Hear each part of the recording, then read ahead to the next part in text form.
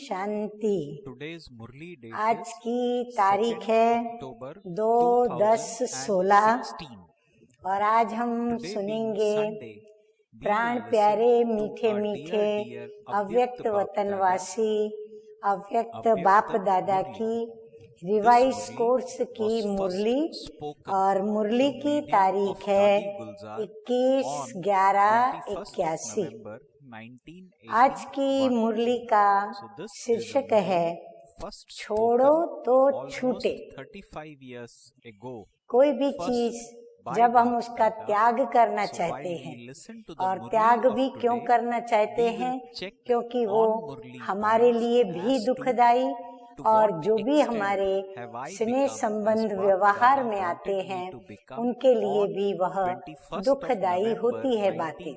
इसीलिए हम उनसे मुक्त होना चाहते हैं, अर्थात उनको त्यागना चाहते हैं। परंतु हम कैसे उनसे मुक्त हों? तो बाबा कहते हैं कि छोड़ो तो छूटे। ऐसे नहीं कि वो बातें छूटे तो मैं छोड़ूं, नहीं, हमें पहल करनी होगी और हमें पहले छोड़ने का दृढ़ संकल्प करके प्रैक्टिकल में उसको छोड़ना होगा। जब हम छोड़ने पर आ जाएंगे तो आप ही वह बातें हमसे छूट जाएंगी और हम मुक्त हो जाएंगे। तो बाप दादा कहते हैं कि सदा सहयोगी, सदा बच्चों के साथी बाप दादा अपने सहयोगी बच्चों को और सदा के साथी बच्चों को आज वतन की और बाप दादा की रमणीक बात सुनाते हैं। आप सभी भी रूहानी रमणीक मूर्त होना, तो ऐसे बच्चों को बाप भी रमणीक बातें सुनाते हैं। अब क्या रमणीक बात वतन में हुई बाप दादा की? तो बाप दादा बताते हैं कि आज वतन में बाप दादा के सामने, हाँ ध्यान से सुनो, वतन का समाचार बाबा बता रहे हैं। आज वतन में बाप दादा के सामने एक बड़ा सुंदर अलौकिक अर्थ सहित वृक्ष इमर्ज हुआ। एक पेड़, एक झाड़, एक वृक्ष इमर्ज हुआ।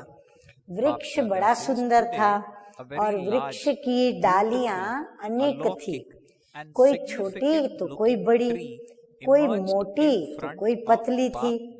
लेकिन उस अलौकिक वृक्ष के ऊपर भिन्न भिन्न प्रकार के रंग बेरंगी बहुत सुंदर सुंदर पंछी थे उस वृक्ष पर, जो हरेक अपनी अपनी डाली पर बैठे थे।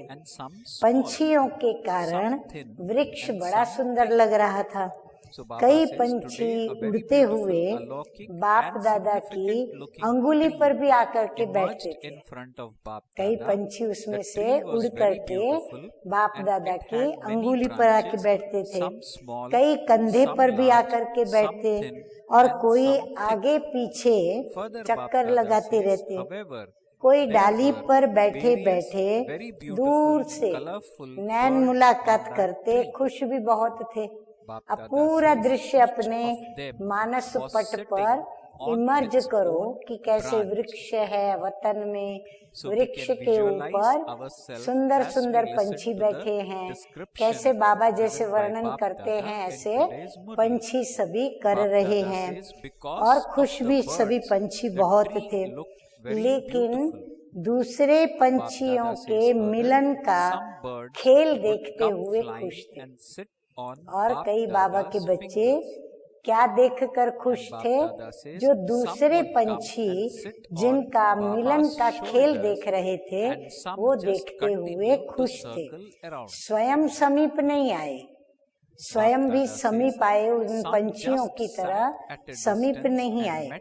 ऐसा दृश्य देख ब्रह्मा बाप मुस्कुराते हुए ताली बजाए उन पंछियों को बुलाने लगे कि आओ बच्चे कहकर बहुत मीठा उनका बुलावा कर रहे थे। फिर भी वो पंछी नहीं आए।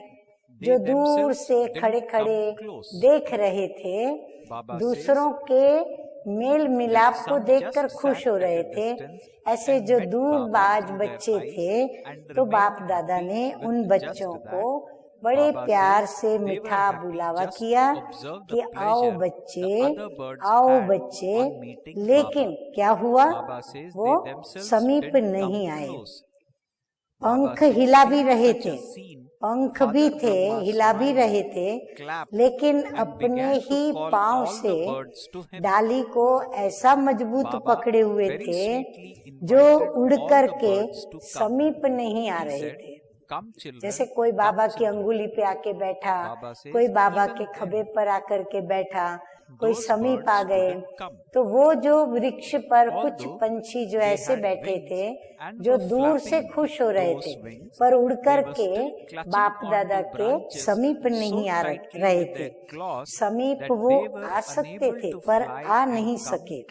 फिर क्या हुआ, चाहते हुए भी वो उड़ नहीं पाए, तो बाबा बाबा कहकर बड़े प्यार से बाबा उनको बुलाने लगे, बोलने लगे। क्या बोला होगा, वो बाबा को पुकारने लगे और बाबा बाबा कहकर बड़े प्यार से बोलने लगे।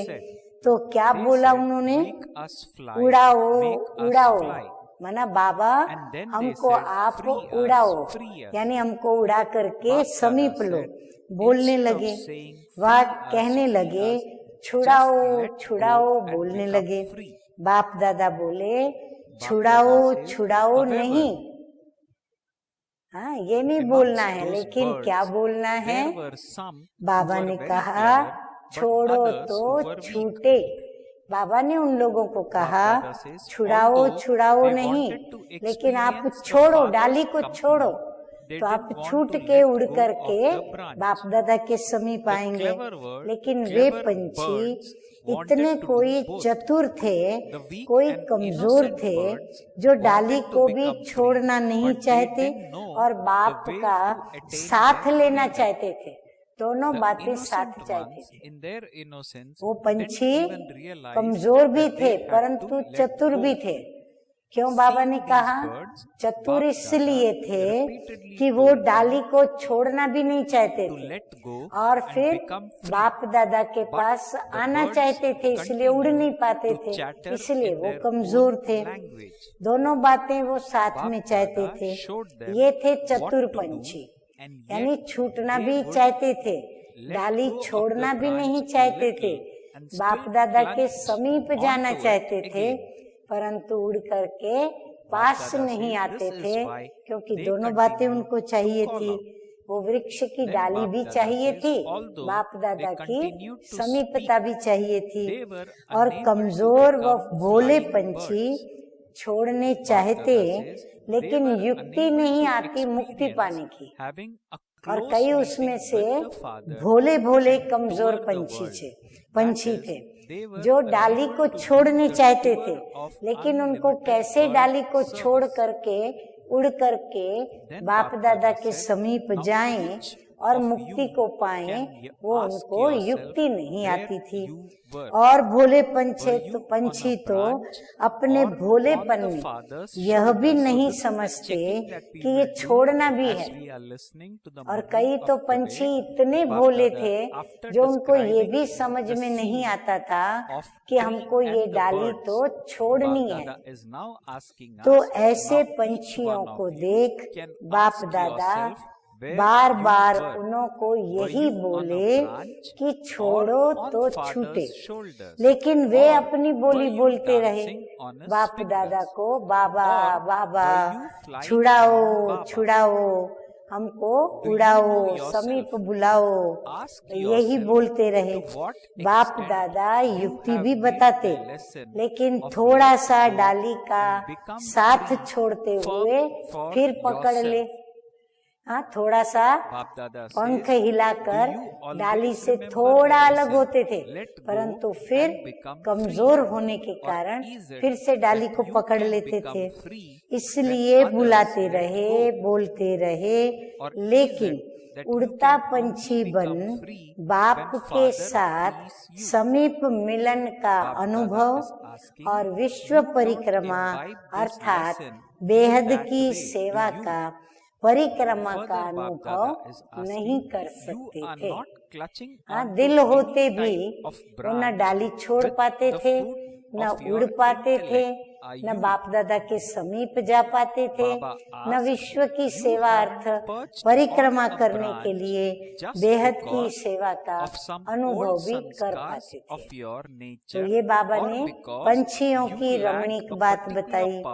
आगे फिर मीठे मीठे बाप दादा ने कहा कि अभी आप हरेक अपने से पूछो कि मैं कहाँ था, डाली पे था या फिर बाबा को बाबा छुड़ाओ छुड़ाओ कहकर डाली पर ही बैठा था, या फिर बाबा की अंगुली पर आकर बैठा था, या बाबा के खभे पर आकर के बैठा था।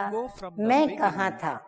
डाली पर, बाप के कंधे पर, वह अंगुली पर नाच रहे थे, वह फिर आसपास घूम रहे थे। अपनी ताकत को तो जानते हो ना, हाँ, हर एक को अपनी ताकत का अंदाज है। तो अपने आप से पूछो कि छोड़ो तो छूटो। ऐसा किया कि पहले छोड़ो तो अपने आप छूटने का अनुभव आएगा। तो ये पाठ कितना पक्का किया है, छोड़ो तो छूटो। ये पाठ सदा याद है, स्मृति में है। वह दूसरा छोड़े तो मैं छूटूं। हाँ, जैसे कहते वो ओम शांति करे तो मैं करूं, वो मान देवे तो मैं मान दूं। तो बाबा कहते कहीं ऐसे तो नहीं कि दूसरों को देख रहे हो कि दूसरा मुझे छोड़े तो मैं छूटूं, वह बाप छुड़ाए तो मैं छूटूं। ऐसा पाठ तो नहीं पढ़ लेते हो। किसी भी प्रकार की डाली को अपने बुद्धि रूपी पांव से पकड़ करके तो नहीं बैठे हो। किसी भी पुरानी स्वभाव, संस्कार व किसी भी शक्ति के होने, कमी होने के कारण, निर्बल होने के कारण डाली पर ही तो बैठ नहीं गए हो। हाँ, कभी ऐसे तो नहीं कर रहे हो।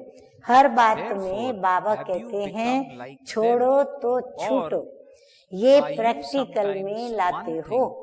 कई आदतें, कई व्यसन, कई स्वभाव, संस्कार ऐसे हैं जिनसे हम छूटना चाहते हैं पर छूट नहीं पाते हैं। तो बाबा कहते हैं अपने आप से पूछो और देखो कि क्या हम ये प्रैक्टिकल में ला पाते हैं।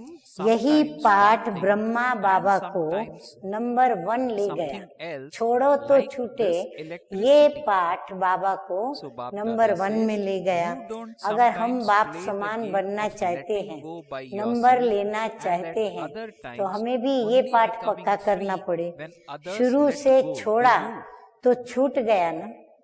हाँ, बाबा धक से बाबा ने छोड़ा, चिचला चिचला करके नहीं छोड़ा, सोच सोच करके नहीं छोड़ा, किसी के कहने पर नहीं छोड़ा। तो शुरू से छोड़ा तो छूट गया ना। ये नहीं सोचा कि साथी मुझे छोड़े तो मैं छूटूं, संबंधी छोड़े तो मैं छूटूं। विघ्न डालने वाले विघ्न डालने से छोड़े तो मैं छूटूं। भिन्न भिन्न परिस्थितियां मुझे छोड़े तो मैं छूटूं। ये कभी बाप दादा ने सोचा? कभी नहीं सोचा। सदा स्वयं को ही यही पाठ पक्का कराते रहे, प्रैक्टिकल में दिखाया, वैसे फॉलो फादर किया है। हाँ, बाबा ने प्रैक्टिकल छोड़ो तो छूटे करके दिखाया। तो बाबा कहते हैं ऐसे ही आप सभी बच्चे ब्रह्मा बाप को फॉलो करते हो। इसको कहा जाता है जो ओटे सो अर्जुन, जो छोड़ेगा तो वो छूटेगा। इसको बाबा कहते हैं जो करेगा सो पाएगा। तो ओटे सो अर्जुन, तो अर्जुन बन गया ना, अर्थात बाप के अति समीप, समान, कंबाइंड बन गए। हाँ, जिन्होंने ये किया छोड़ो तो छूटे, वो बाप के समीप भी आ गए, बाप के समान भी बने और बाप का कंबाइंड स्वरूप वह भी बने। जो आप सभी भी बाप दादा कंबाइंड बोलते हो ना अकेला बाप कहते हैं और ना हम अकेला दादा कहते हैं, लेकिन दोनों ही एक तन में विराजमान है, इसलिए हम बाप दादा कहते हैं। तो ऐसे बने हो वह कभी कैसे कभी कैसे, जैसे ये बिजली कर रही है। हाँ, शायद बिजली आती थी और जाती थी, बिजली बार बार आती थी और जाती थी। तो कभी छोड़ो तो छूटे, कभी दूसरा छोड़े तो छूटे। ये खेल तो नहीं खेलते हो, ये बिजली का भी तो खेल है ना, आती है और जाती है, कभी आना कभी जाना, यह भी तो खेल हुआ। तो ऐसा खेल तो नहीं करते हो। सदा अच्छा लगता है या आना जाना अच्छा लगता है? बाप के पास ठहरना अच्छा लगता है या आना जाना करना ये अच्छा लगता है? तो हर बात में, चाहे स्वभाव परिवर्तन में, संस्कार परिवर्तन में या एक दो के संपर्क में आने में, परिस्थितियों या विघ्नों को पार करने में क्या पाठ पक्का किया है? बाबा कहते लक्ष्य क्या बनाया है, उस लक्ष्य अनुसार बाबा की मुरलियों से पाठ पक्का किया है। स्वयं छोड़ो तो छूटे, परिस्थिति आपको नहीं छोड़ेगी, परंतु हमें अपनी स्थिति ऐसी बनानी है जो परिस्थिति स्वयं ही हमारे मार्ग से हट जाए। आप छोड़ो तो छूटे। दूसरी आत्माएं संस्कार के टकराव में भी आती है, तो भी यही सोचो कि मैं छोड़ूं तो मैं छूटूं। बाबा कहते भले कितने किसी के साथ कैसी भी कितनी टक्कर हो, लेकिन जहन में बाबा इतना याद हो, जो उसकी मदद ये मिले कि जब अंत में शरीर छोड़ने का वक्त आए तो कोई आकर्षण आकर्षित न करे, कोई संबंध खींचे नहीं, एकमात्र बाबा और मम्मा और बाप दादा, इसके सिवाय कोई सामने आवे नहीं। तो ये टकराव छोड़े तो मैं छूटूं। हम क्या सोचते हैं, पहले ये करे तो मैं करूं, अगर ये छोड़े तो छूटू होऊंगा, अगर ये छोड़े तो मैं भी छोड़ूंगा। तो टकराव समाप्त होकर फिर दूसरा नया शुरू हो जाएगा। कहाँ तक इंतजार में करते रहेंगे कि ये छोड़े तो मैं छूटूं? बाबा कहते कहाँ तक इंतजार करेंगे कि माया हमको छोड़े तो हम छूटे। ये माया के विघ्न व पढ़ाई में पेपर तो समय प्रति समय भिन्न भिन्न रूपों से आने ही हैं। तो पास होने के लिए मैं पढ़ूं या टीचर पढ़ावे तो पेपर हल्का करे तो मैं पास हूँ? क्या सोचा है, क्या करना पड़ता है? मैं हूँ तो पास हूँ, ये तो ठीक है ना। ऐसे यहाँ भी सभी बातों को मैं स्वयं पास कर फिर जाऊं, फलाना व्यक्ति पास करे, ये नहीं। अब बाबा का कहने का मतलब ये है कि टीचर को हर बात बता करके और स्वयं को हल्का करना, कि मैं स्वयं के लिए ऐसा समझती हूँ या समझता हूँ कि मेरे से ये गलती हुई है, या फिर मैं अनुमान लगाती हूँ कि शायद इस वजह से मेरे साथ इन्होंने नाता तोड़ा। तो बाबा कहते पहले अपने को बराबर समझ लो। यहाँ ऐसे ही यहाँ भी सब बातों को मैं स्वयंवर कर जाऊं, फलाना व्यक्ति पास करे ये नहीं, फलानी परिस्थिति पास करे ये नहीं। बाबा कहते औरों के ऊपर जिम्मेवारियां सौंपो कि फलानी है वो ये परिस्थिति में पास हो जाए, मुझे पास होके दिखाए। दूसरा ग्रुप होवे, वो परिस्थितियों के ऊपर हम विजयी होते हैं कि नहीं उसको देखे। इसको कहा जाता है छोड़ो तो छूटे। इंतजार नहीं करो, लेकिन क्या करो, उसका इंतजाम करो। नहीं तो पंछी भी हो, पंख भी है और सुंदर भी बहुत हो, बाप के वृक्ष पर बैठ गए हो, अर्थात ब्राह्मण परिवार के बन गए, लेकिन किसी भी प्रकार के स्वयं के संस्कार व स्वभाव, दूसरों के स्वभाव और संस्कारों को देखने और वर्णन करने की उनमें कमजोरी।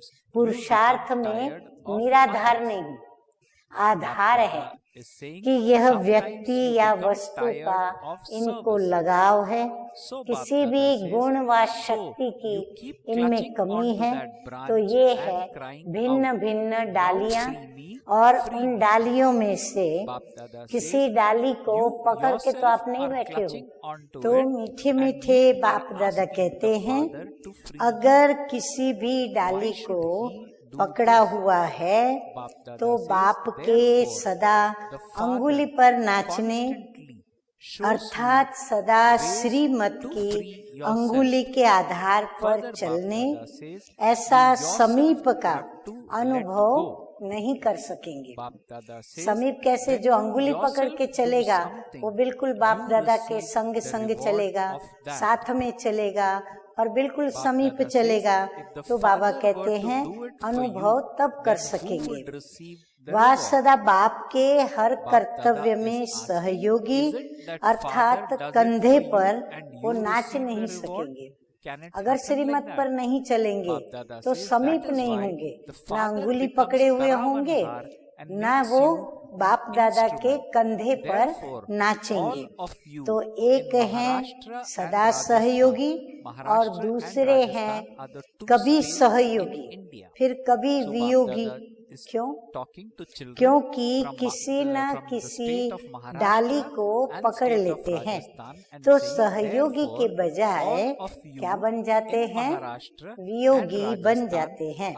अब अपने आप से पूछो, मैं कौन, सहयोगी या वियोगी? तो समझा आज क्या पाठ पक्का किया? बाबा ने कौन सा पाठ पक्का कराया? छोड़ो तो छूटो। पक्का किया ना? हाँ, सभी दिल में बार बार उसको बोलो कि छोड़ेंगे तो छूटेंगे। तो छोड़ो तो छूटो। डाली को तो नहीं पकड़ेंगे ना, थक जाते हैं ना, तो फिर डाली को पकड़ करके बैठ जाते हैं। बाबा कहते बच्चे डाली को कब पकड़ के बैठते? जब पुरुषार्थ करते करते थक जाते हैं तो बैठ जाते हैं। कभी स्वयं से थक जाते हैं, कभी दूसरों से थक जाते हैं, कभी सेवा से भी थक जाते हैं। तो डाली को पकड़कर फिर चिल्लाते हैं। हाँ, चिल्लाने वाला फिर क्या बोलता है? अब छुड़ाओ, अब छुड़ाओ। पकड़ा खुद और छुड़ावे बाप। हाँ, बाबा को भी हंसी आती है कि खुद डाली को पकड़ करके बैठे हैं, छोड़ नहीं रहे हैं, छूट नहीं रहे हैं, और बाबा को कहते हैं कि बाबा छुड़ाओ छुड़ाओ। तो बाबा कहते पकड़ा खुद ने है आपने और छुड़ाने के लिए बाप को पुकारते हो, ये क्यों? इसलिए बाप सदा छोड़ने की युक्ति बताते हैं।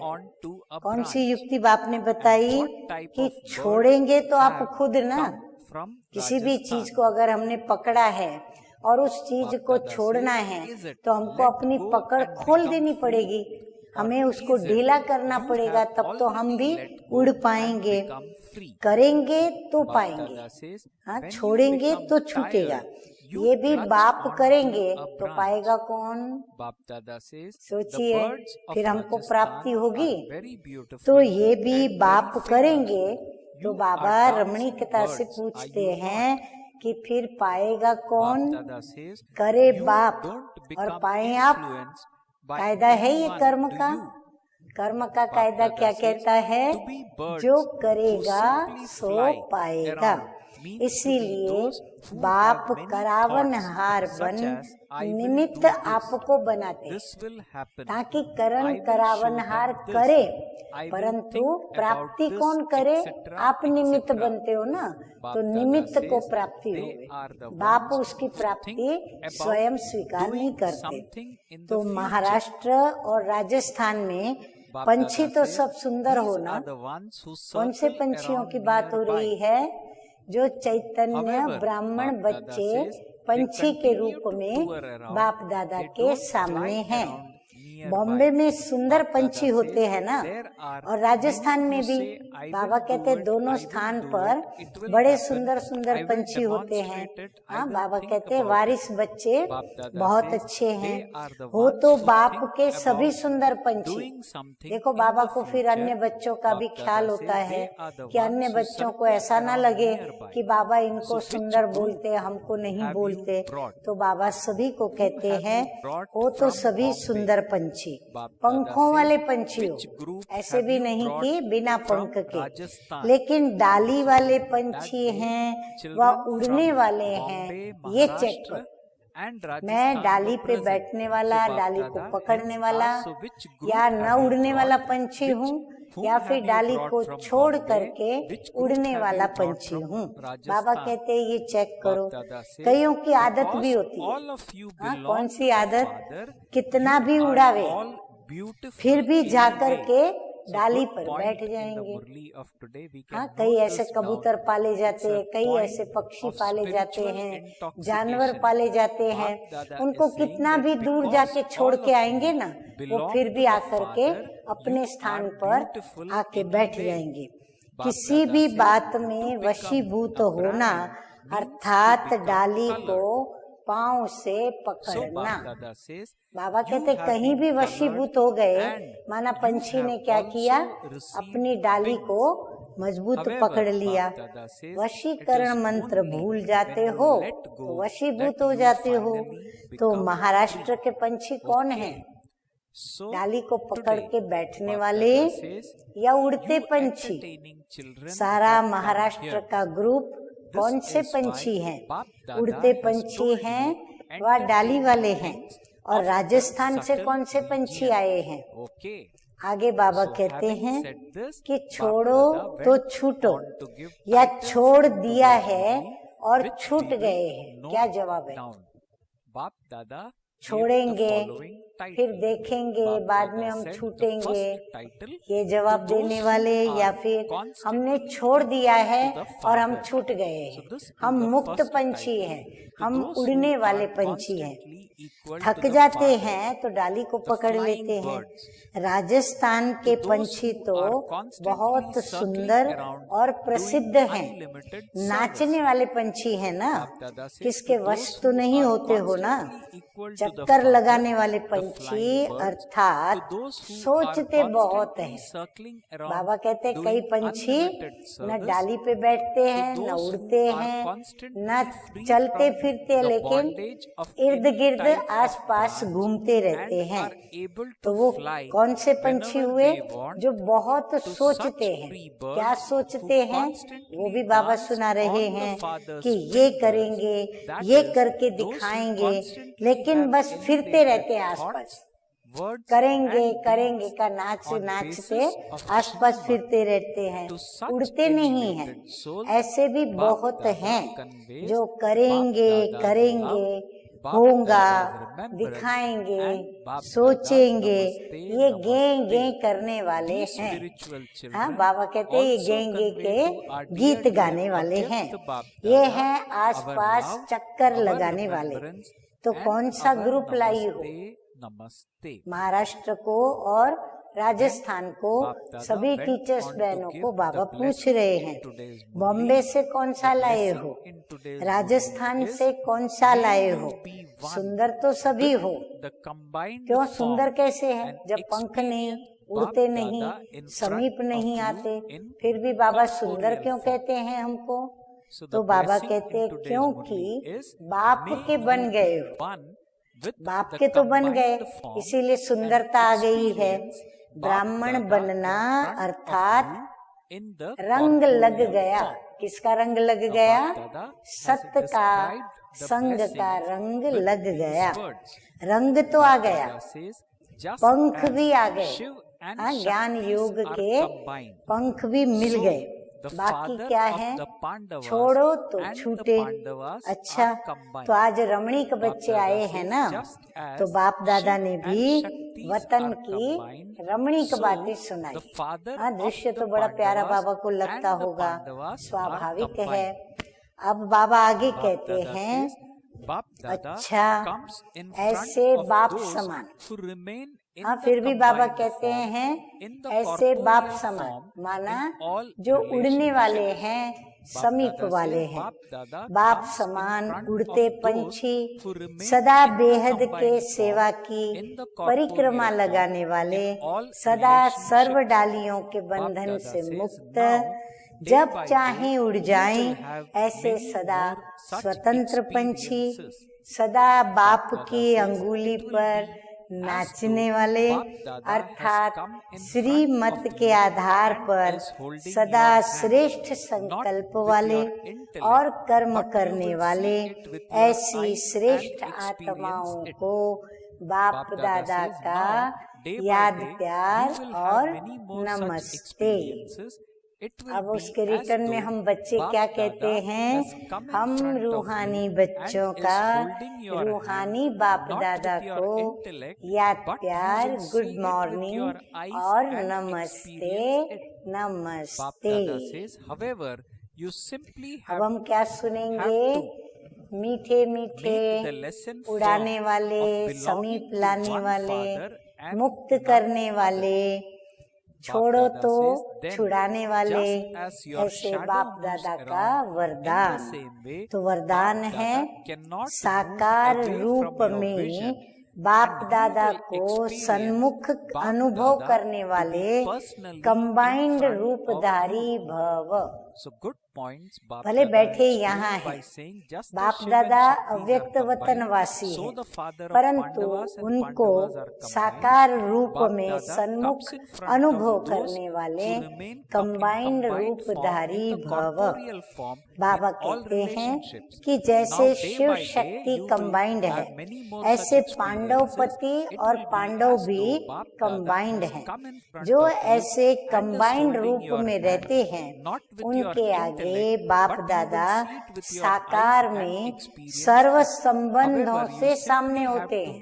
राज की बात सुन लो, अगर बाप दादा को सदा सर्व संबंधों से सामने पाना चाहते हो तो सदा कंबाइंड स्वरूप में रहना है। कंबाइंड स्वरूप में रहेंगे तो बाप दादा सदा सन्मुख और सामने होंगे।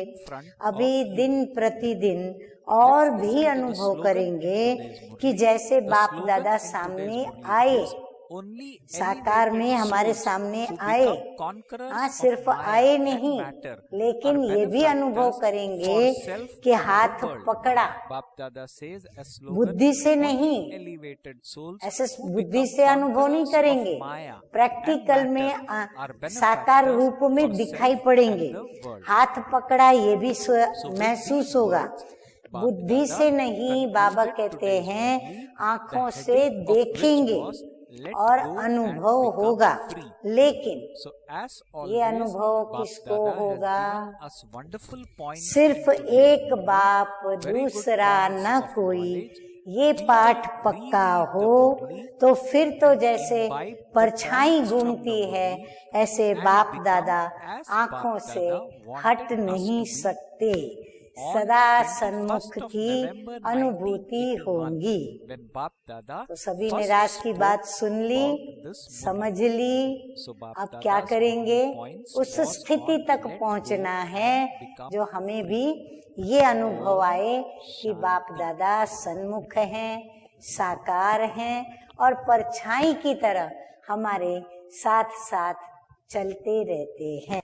स्लोगन है माया जीत और प्रकृति जीत बनने वाली श्रेष्ठ आत्मा ही स्वकल्याणी व विश्व कल्याणी है। अतः हमें माया जीत भी बनना है तो प्रकृति के ऊपर भी जीत प्राप्त करके स्व कल्याणी और विश्व कल्याणी बनना है। अच्छा, ओम शांति।